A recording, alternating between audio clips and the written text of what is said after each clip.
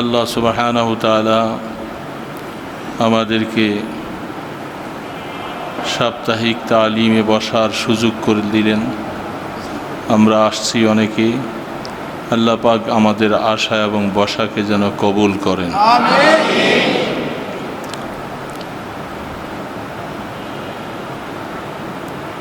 নেককার দিনদারেরা তারা সব সময় যত কাজই তারা করে তাদের সব সময় অন্তরের মধ্যে নেক কাজের একটা আগ্রহ থাকে। এটা নেক মানুষের আলামত। হাজারো পেরেশানি ব্যস্ততার মাঝেও নেক আমল করতে মনে চায়, এটা ভালো লক্ষণ। দিলের হালাত ভালো বলে আখ্যায়িত করা যায় যে সমস্ত হালাতের মধ্যেই নেক আমল করতে মনে চায়,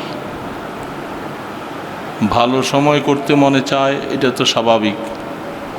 মানুষ পেরেশানিতে থাকে, অসুবিধায় থাকে, এই অবস্থার মাঝেও নেক আমল করতে মনে চায়। এটা আল্লাহ পাকের তরফ থেকে অনেক বড় একটা নেয়ামত।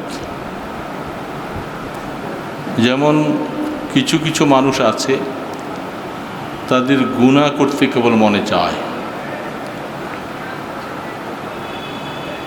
এটা বহুত বড় খারাপ হালাত। যে গুনার দিকে মন ধাবিত হয়, গুনাহ করতে মনে চায়। আর কিছু মানুষের অন্তর এমন যে নেক আমল করতে মনে চায়। দুইটা দিলের সাথে আসমান জমিন বেশ কম। এটা নিজের দিলটাকে নিজে মাঝে মধ্যে পরীক্ষা করব যে আমার দিলটা কি করতে চায়। আমার দিলে যদি নেক আমল করতে মনে চায়, অনেক সময় মনে যেরকম চায় ওরকম করতে পারি না, তারপরেও মনে চায়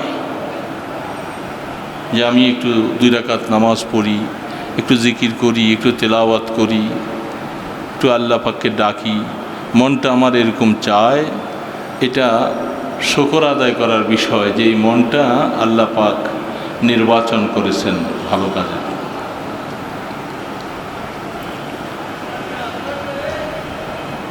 দীর্ঘদিন থেকে আমাদের সমস্যা চলছে, আমরা সমস্যায় জর্জরিত।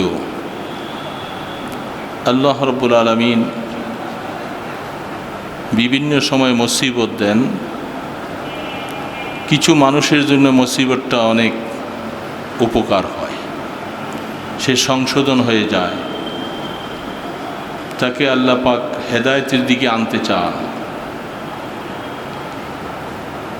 এটা কিছু মুসিবত দিয়ে মানুষকে নেকের দিকে, ভালো কাজের দিকে, অর্থাৎ আল্লাহ পাকের দিকে আসার একটা উপসর্গ তৈরি করে দেন।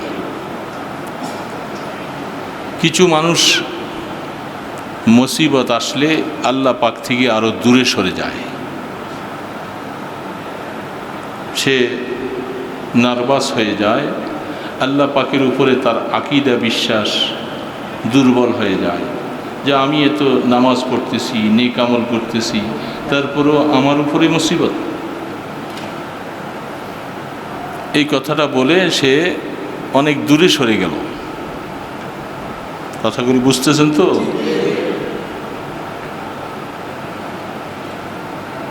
মুসিবত আসলে সে যদি আল্লাহ পাকের উপরে বিভিন্ন প্রশ্ন করে যে আমি এত ভালো কাজ করতেছি, তারপরও আমাকেই মুসিবত, আমার উপরে এত পরীক্ষা, এই কথাটা বললে আল্লাহ নারাজ হয়ে যায়। এটা ভালো অন্তর থেকে কখনো এরকম কথা আসতে পারে না। যাদের সাথে আল্লাহ পাকের সম্পর্ক হয়ে গেছে যে আমি আল্লাহকে বিশ্বাস করেছি, সব কিছুর মালিক আল্লাহ নিজে, এই কথাটা দিলের মধ্যে জাগা দিতে পারলে হাজারো পেরেশানির সময় তার কাছে অত পেরেশানি লাগবে না। দিলের মধ্যে এটি একটা শান্তি অনুভব হবে যে আমার আল্লাহ এর মধ্যে কোনো না কোনো মঙ্গল রাখছে। এই জন্য আল্লাহ বলছেন, মা আসাবা মিন মুসিবাতিন ফামিনাল্লাহ। যে কোনো মুসিবত আসে, যা কিছু আসে আল্লাহ পাকের তরফ থেকে আসে।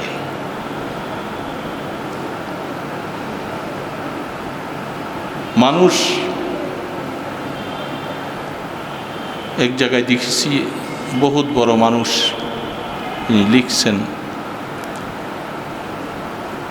একজন মানুষের জীবনে সবচেয়ে বেশিভাবে একটা জিনিস পালন করার বিষয়, সেটা হলো নেকামল। আমি বেশি বেশি নফল ইবাদত, বেশি জিকির আজকার, বেশি তেলাওয়াত এটা করতে পারলাম, এটা দেখার বিষয় না। দেখার বিষয় হলো আমি গুনাহগুলি ছাড়তে পারলাম কিনা। এটা জীবনের সবচেয়ে বড় দেখার বিষয়। যে যত বেশি গুনার কাজ ছাড়তে পারছি, সে নেকামল কম করলেও আল্লাহ পাক তার মাকাম অনেক উপরে উঠাইয়া দিবে। কারণ গুনার দ্বারা আল্লাহ পাকের সাথে বান্দার দূরত্ব হয়, আর নেকামলের দ্বারা আল্লাহর সাথে বান্দার নৈকট্য হয়। যখন আমি গুনার কাজ ছেড়ে দিলাম, অটোমেটিক আল্লাহর সাথে আমার নৈকট্য হয়ে যাবে।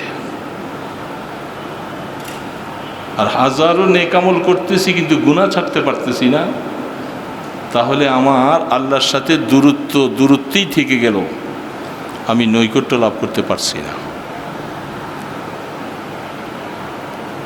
আল্লাহ রাব্বুল আলামিন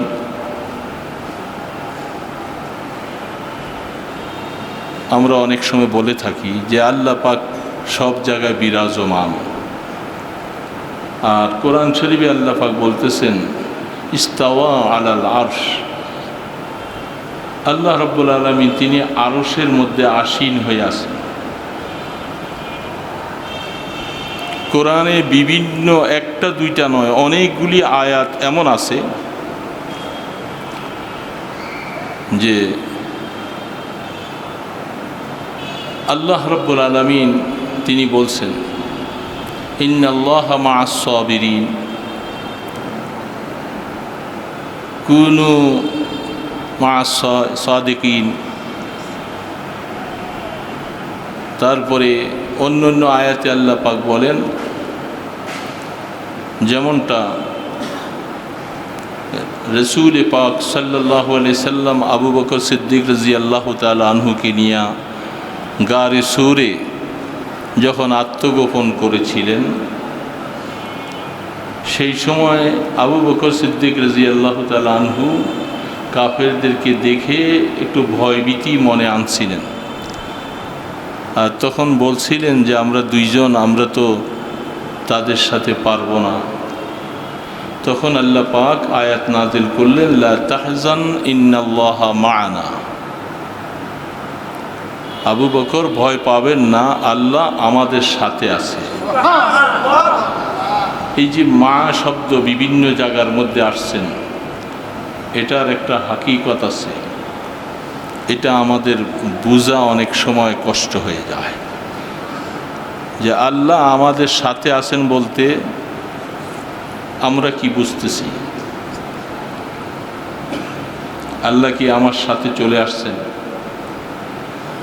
যেমন অন্য আয়াতে বলতেছে নাহনু আকরাবু ইলাইহি মিন হাবিলিল ওয়ারিদ, আমি তোমার শাহরগের থেকে আরো নিকটে। এই যে এই ধরনের কতগুলি আয়াতগুলি বড় জটিলতা আছে। ওই দিক থেকে আয়াত বলতেছে ইস্তাওয়া আলাল আরশ, আল্লাহ পাক আরশের মধ্যে আসীন। আর এখান থেকে বলতেছে আমি তোমাদের সাথে আছি, আমি তোমার শাহরগের থেকে নিকটে। কি মানি?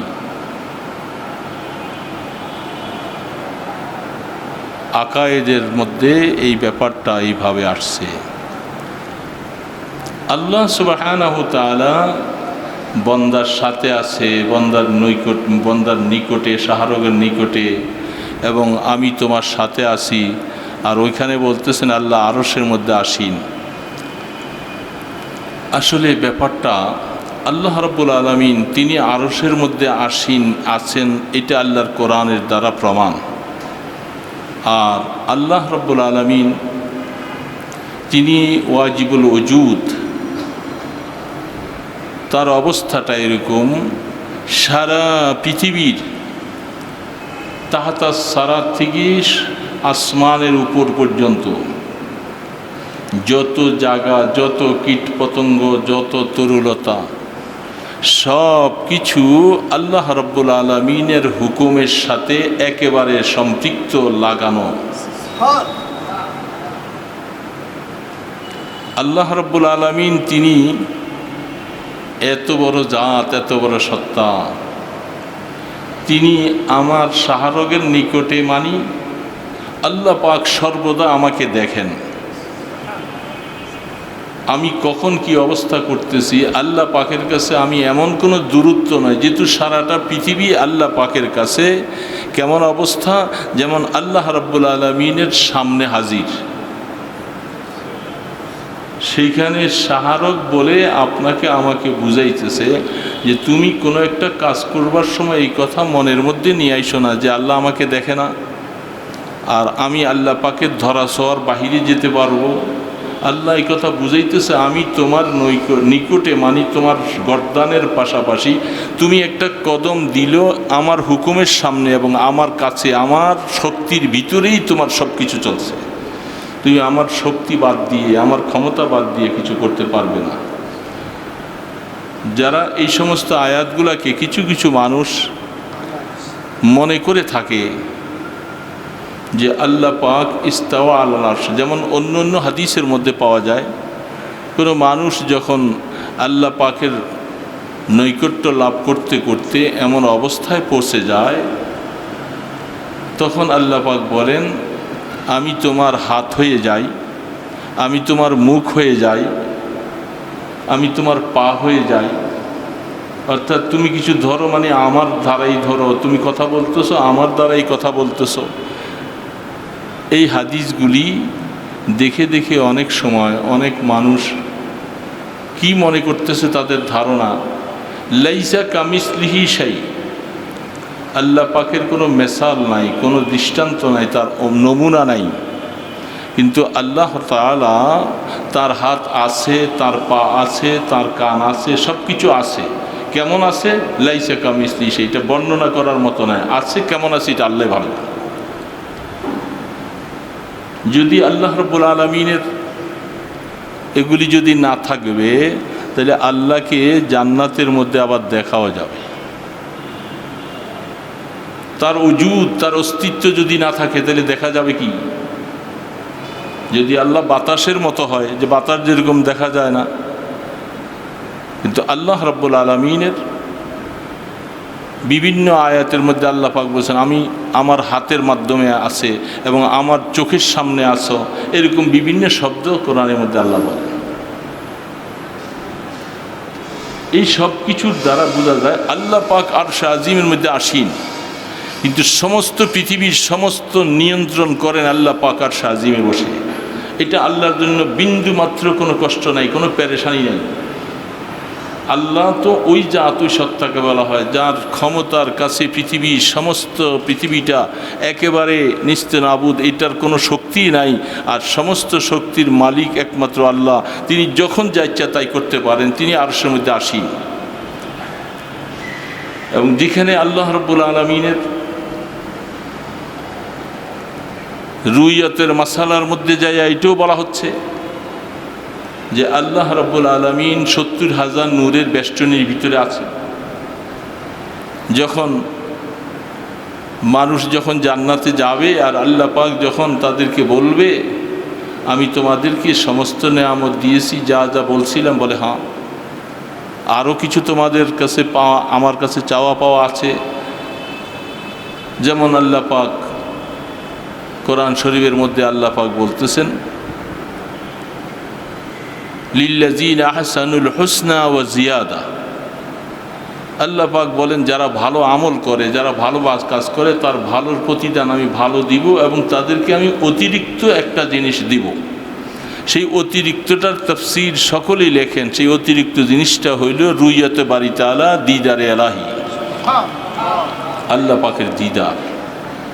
তো আল্লাহ রাব্বুল আলামিনের দিদার হবে, তিনি 70,000 নূরের পর্দা থেকে আস্তে আস্তে করে তিনি বেরিয়া ইমানদারের সামনে চলে আসবেন। তা আল্লাহ রাব্বুল আলামিনের হাতও আছে, পাও আছে, কানও আছে, সব কিছু আছে, কিন্তু কেমন আছে এটা কেউ বলতে পারে না। এবং এই জন্য আল্লাহ আপনার কাছে চলে আসছে, আপনার গর্দানের কাছে চলে আসছে, আপনার সাথে মিশে গেছে, এটা না।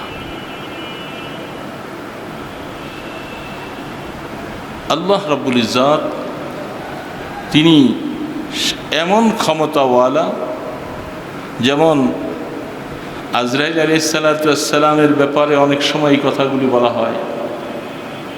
এট এ টাইমে, এক সময়ে পৃথিবীর মধ্যে হাজারো মানুষের জান কবজ করা হয়। আজরাইল আলাইহিস সালাম উনি কেমন মানুষ? উনি কি এই নারায়ণগঞ্জের একজন ডিসিএসপির মতো এরকম ক্ষমতাওয়ালা, এরকম দুই হাতওয়ালা, এরকম অবস্থা? আজরাইল আলাইহিস সালাতু ওয়াস সালাম আল্লাহ পাকের ফেরেশতার মধ্যে, তারিখে ফেরেশতার মধ্যে অনেক কিছু কথা লিখেছে। তারিখে ফেরেশতা একটা কিতাব আছে, ফেরেশতাদের ইতিহাস এর মধ্যে লিখেছে। তাদের শক্তি আল্লাহ পাক এমন রাখছেন, যেমন আপনার আমার হাতের প্লেটের সামনে একটা ভাতের লোকমা আমার কাছে যত কাছে, যত পরিচিত, যত নিকটে, সারা পৃথিবীর সমস্ত জিনিসগুলি আজরাইল ইসলামের কাছে এত নিকটে। তিনি তার অবস্থার মধ্যে থেকেই তিনি জান কবজ করতে পারে এট এ টাইমে। তার জন্য এটা কোনো মুশকিল না, কোনো কষ্ট না। এই ক্ষমতাগুলি আল্লাহ পাক তাদেরকে দিয়ে রাখছেন। এই জন্য ফেরেশতাদের আমাদেরকে ঈমানের কলেমা, যেটা আমরা পড়ে ঈমানদার হয়েছি, এগুলোর মধ্যে 60টা কথা আছে। আল্লাহর উপরে ঈমান আনা, রসুলের উপরে ঈমান আনা, এবং ফেরেশতাদের উপরে ঈমান আনা, কিতাবের উপরে ঈমান আনা, প্রত্যেকটা জিনিসের ব্যাখ্যা আছে। আল্লাহ পাকের উপরে ঈমান আনা মানে তিনি ওয়াজিবুল ওজুদ, তিনি একক, তার কোনো শরিক নাই, তার কোনো সমতুল্য কেউ নাই। সমস্ত পৃথিবী আল্লাহ পাকের মুহতাজ, আর আল্লাহ কারো মুহতাজ না। এবং তিনি সব কিছু দেখেন, শোনেন। আল্লাহর সামনে সারা পৃথিবীটা আয়নার মতো ভাসে। এই জন্য আল্লাহ তাবারক ওয়া তাআলার সাথে আমাদের ঈমানের সম্পর্কটা এরকম হতে হবে। তিনি এরকম ক্ষমতা রাখেন। তো যখন তিনি এত ক্ষমতা রাখেন, তিনি একজন বান্দার জন্য যা করেন, তিনি বান্দার মঙ্গলের জন্য করেন। বিশেষ করে আপনারা অনেক কিছুই মনে চায়, এই জিনিসটা আপনার হয়ে গেলে আপনি খুব খুশি, ভালো।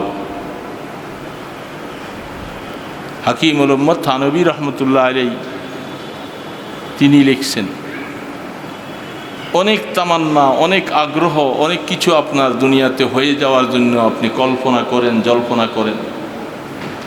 এটা আল্লাহ আপনাকে দিবার জন্য আল্লাহ পাকের কাছে কোনো বাধা নাই এবং কোনো সময়ও লাগে না।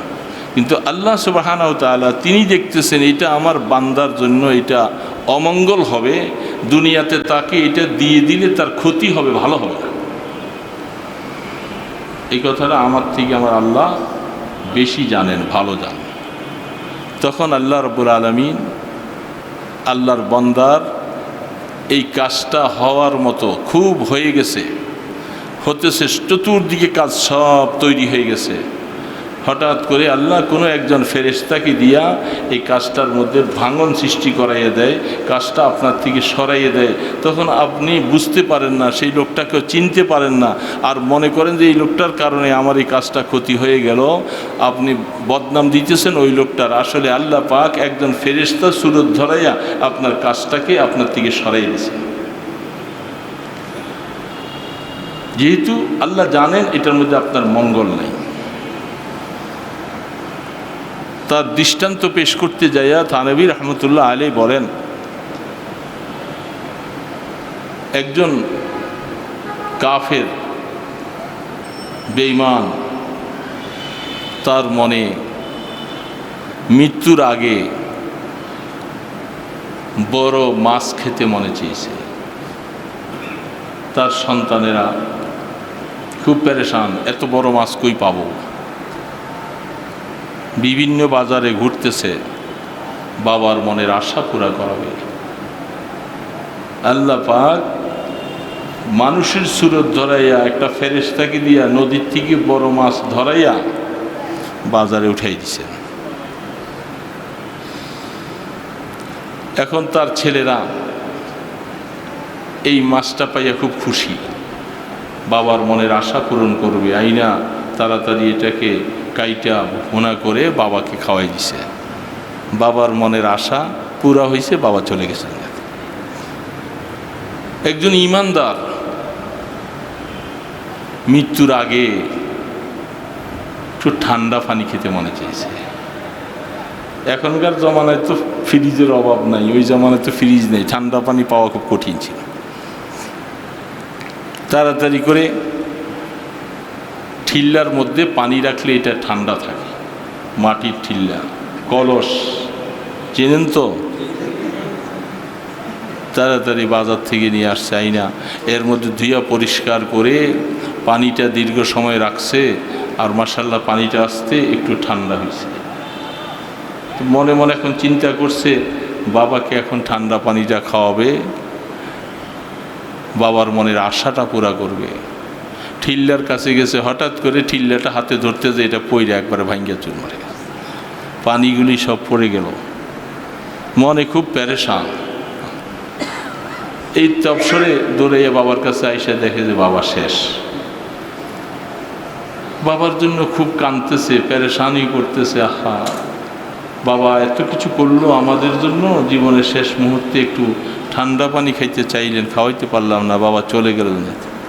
আল্লাহ পাক বলতেছেন, ফেরেশতা আল্লাহ পাকের কাছে আরাধনা করতেছেন, মাওলা তোমার কুদরতের অবস্থা কিছু বুঝে পারনি, ওইটা তোমার নাফরমান, এর মনের আশা তুমি পুরাইয়া দিলা। ফেরেশতার মাধ্যমে, আমাদের মাধ্যমে সমুদ্রের মধ্যে থেকে মাছ ধরাইয়া উপরে বাজারে নিয়ে দিলা, খরিদ কইরা তার মনের আশা পুরা করে দিলা। আর একজন ইমানদার তোমার ফরমাবরদার বান্দা, সে একটু ঠান্ডা পানি খেতে চাইলো, এটা তাকে তুমি খাওয়াই দিলা না, তোমার হিকমত তো কিছু। আল্লাহ পাক বলতেছে, আমার কুদরত, আমার হিকমত তোমরা কি বুঝবা? ওই কাফের মুশরিক বেঈমান, সেতে দুনিয়াতে যাওয়ার আগে কিছু ভালো কাজ করছিল। এই ভালো কাজগুলোর প্রতিদান আমি দুনিয়াতে প্রায় সব শেষ করেছি, একটা প্রতিদান এখনো বাকি। এই জন্য আমি তাকে তার মনের আশাটা পূরণ করাই দিবার জন্য, এই আশাটাও পূরণ করাইয়া এই দুনিয়াতে একটু ভালো কাজ করছিল, এটার প্রতিদান দুনিয়াতে শেষ করাই দিলাম। মৃত্যুর পরে সে আর আখেরাতে, যেহেতু তার ঈমান নাই, কোনো ভালো কাজের প্রতিদান সে পাবে না।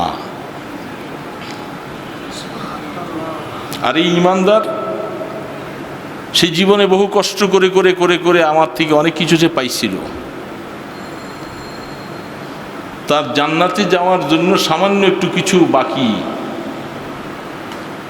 এই জন্য তার মনের আশাটা পূরণ করি নেই। মনে খুব ব্যথা কষ্ট নিয়ে এসে দুনিয়ার থেকে আমি তাকে উঠাই নিয়ে আসলাম, এর বিনিময়ে তার আখেরাতে যেটুকু বাকি ছিল এটুকু পরিপূরণ করে তাকে জান্নাতে পাঠাই।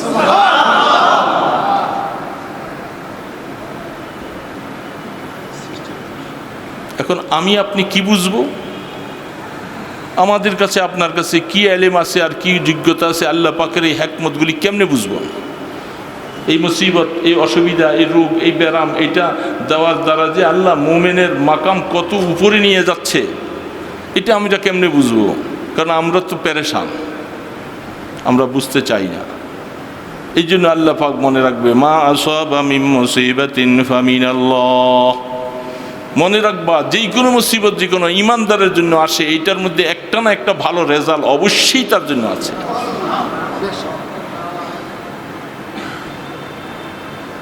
কিন্তু মোমেন ধৈর্য ধারণ করতে হবে, মোমেনকে ধৈর্য ধারণ করতে হবে, ধৈর্যের পাহাড় হতে হবে। যত ধৈর্যের পাহাড় হবে তার মন হালকা হয়ে যাবে আর আল্লাহর উপরে তার অগাধ বিশ্বাস আরো বেশি জমতে থাকবে।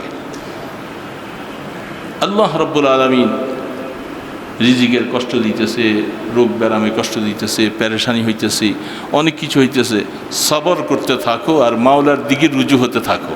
যে মাওলা তুমি না বলছো সব কিছু তোমার থেকে ফায়সালা, আমার কি বুঝার আছে, এর মধ্যে কি হিকমত আছে, এটা তুমি ছাড়া পৃথিবীতে আর কেউ জানবে না, এটা জানার অধিকার কারো নাই। মানুষ কেমন করে বুঝবে অবস্থা? রাস্তায় যাবে, দূরে উঠতেছিল, গাড়িটা ফেল করছে, আফসুস করতেছে, হা সময় মতো পৌঁছতে পারলাম না, যে সময় মতো যাওয়ার কথা ছিল পৌঁছতে পারলাম না, খুব পেরেশানি, জিব্বা কামড়াইতেছে, পেরেশান। পরের গাড়িতে উঠছে, রাস্তায় যাইয়া দেখে যে আগের গাড়িতে অ্যাক্সিডেন্ট হইয়া বহু মানুষ শেষ। তখন বলতেছে হায় হায়, আল্লাহ তো আমার জন্য কত ভালো করছেন, আমি বুঝতে পারিনি, আমি যদি ওই গাড়িটা ধরতাম আমিও তো অ্যাক্সিডেন্ট হইতাম, আমিও তো মরে যেতাম। আল্লাহ পাক বলেন যে তোমার হায়াত যখন থাকবে আমি কোনো না কোনো একটা প্রকার করে করে তোমাকে ওইখান থেকে আমি ফিরিয়ে রাখবো, বাঁচিয়ে রাখবো, তোমার হায়াত আছে। আর যখন তোমার হায়াত নাই তোমাকে আমি ওইখানে উঠাইয়া তোমার শেষ করবো, তোমার এটাই তোমার মৌতের গাড়ি।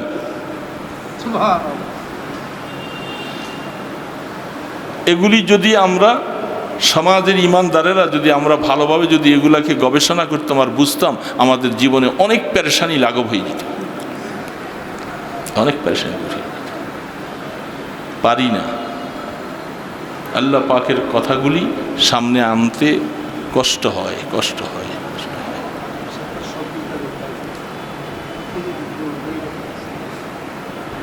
তো দোস্ত হাবাব ভাইয়েরা, দুনিয়াটা তো কষ্টেরই জায়গা। ইমানদারের জন্য আল্লাহু আকবার, রাসূল পাক সাল্লাল্লাহু আলাইহি সাল্লামের নাতি জাইনুল আবদিন, তিনি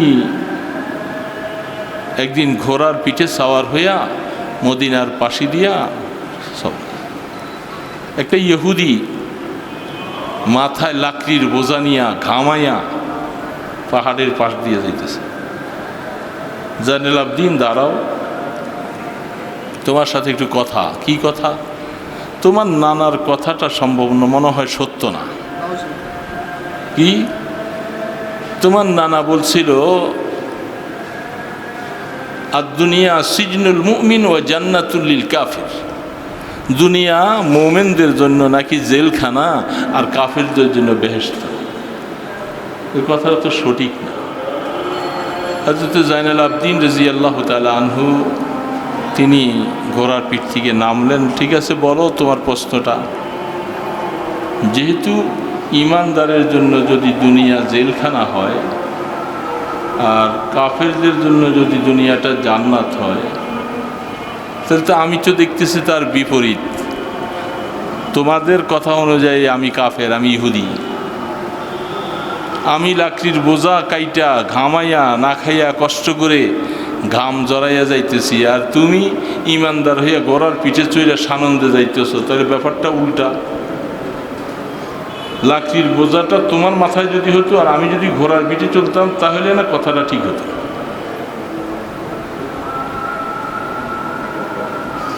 জাইনুল আবদিন রাদিয়াল্লাহু তাআলা আনহু বলে যে এদিকে আসো।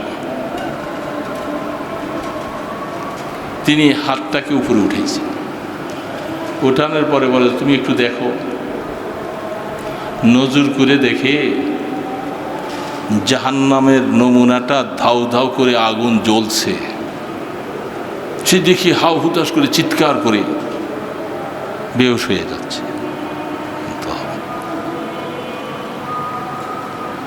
আর আরেক হাত উঠে দিয়ে বলতে দেখো জান্নাত। জান্নাত দেখি, বাহ, এত মনোরম পরিবেশ, এত হালাত।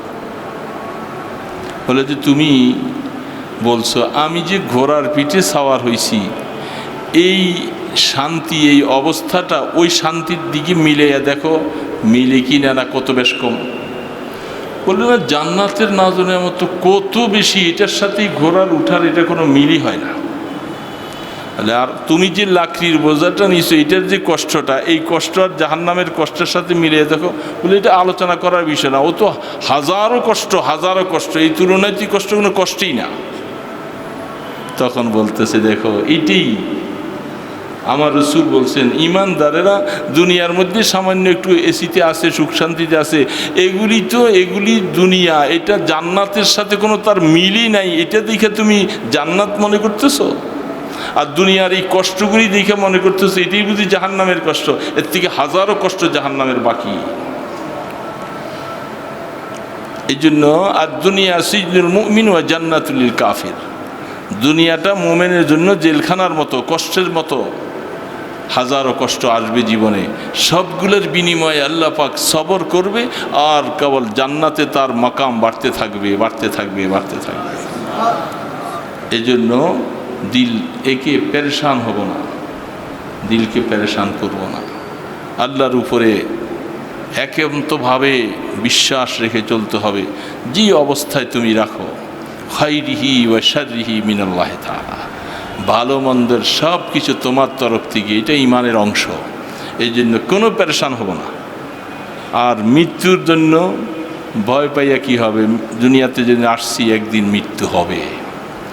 তবে শুধু দরখাস্ত ইমানের মৃত্যুটা যেন আল্লাহ নসিব করে। এই জন্য আমরা চেষ্টা করি। আল্লাহুম্মা সাল্লি আলা সাইয়্যিদিনা মুহাম্মাদিন ওয়া আলা আলিহি ওয়া আসহাবিহি ওয়া বারিক ওয়া সাল্লিম। আল্লাহুম্মা সাল্লি আলা সাইয়্যিদিনা মুহাম্মাদ ওয়া আলা আলিহি ওয়া আসহাবিহি ওয়া বারিক ওয়া সাল্লিম। আলহামদুলিল্লাহি রাব্বিল আলামিন ওয়াস সালাতু ওয়াস সালামু আলা আশরাফিল আমবিয়া ওয়াল মুরসালিন। ربنا ظلمنا أنفسنا وإن لم تغفر لنا وترحمنا لنكونن من الخاسرين.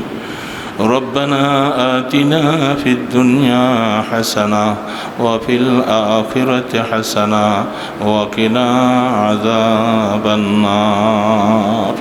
আয় আল্লাহ, দোষী অপরাধী আল্লাহ, গুনাহ করে করে জীবনটাকে শেষ করে দিয়েছি আল্লাহ। তুমি নারাজ হয়ে গেছো আল্লাহ।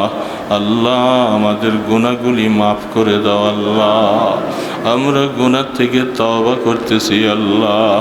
আল্লাহ, তুমি আমাদের সব গুনাহগুলি মাফ করে দাও আল্লাহ।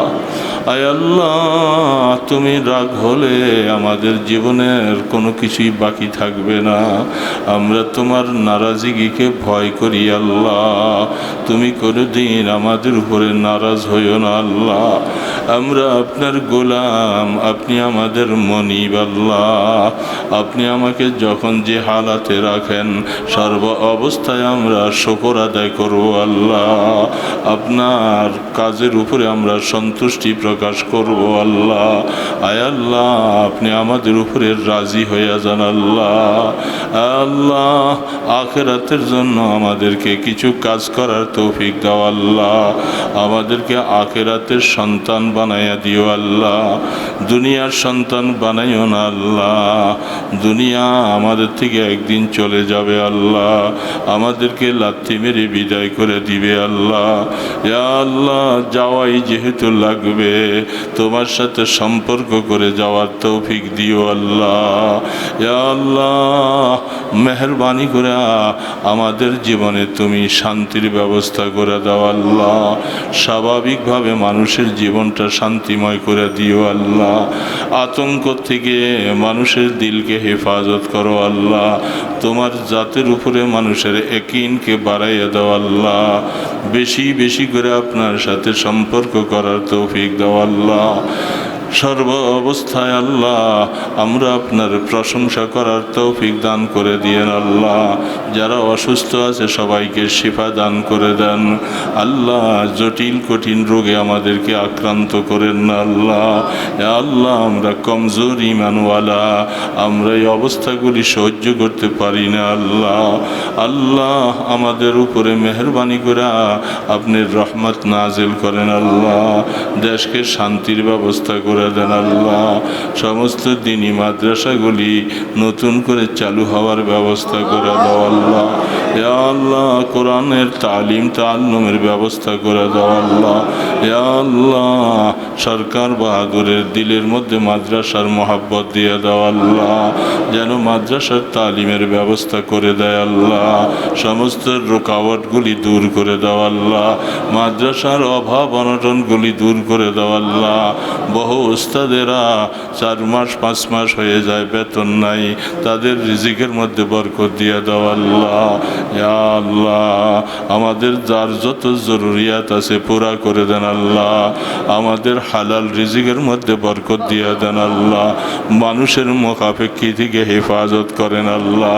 আমরা আপনার করুণার পাত্র হতে চাই আল্লাহ। আপনি আমাদেরকে রহমত দিয়ে ভরপুর করে দেন আল্লাহ। ইয়া আল্লাহ, মেহেরবানি করে দোয়াগুলি কবুল করেন আল্লাহ। সাল্লাল্লাহু তাআলা আলা খায়রি খালকিহি মুহাম্মাদিন ওয়া আলা আলিহি ওয়া আসহাবিহি আজমাইন বিরহমাতিকা ইয়া আরহামার রাহিমিন।